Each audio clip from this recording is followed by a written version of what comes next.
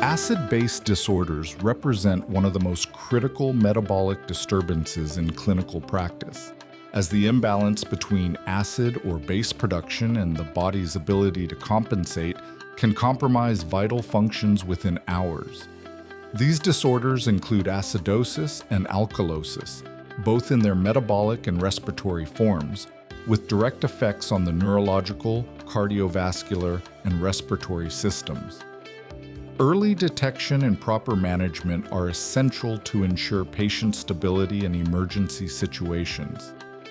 Specialization in this field spans from understanding pathophysiological mechanisms, such as pulmonary and renal compensation, to applying high-precision diagnostic tests, with blood gas analysis being the key tool to identify the primary disorder and its compensatory response. Furthermore, it emphasizes the differentiated approach to each alteration: metabolic acidosis associated with ketoacidosis, renal failure, or intoxications; respiratory acidosis linked to hypoventilation; metabolic alkalosis related to vomiting or diuretic use; and respiratory alkalosis associated with hyperventilation and hypermetabolic states.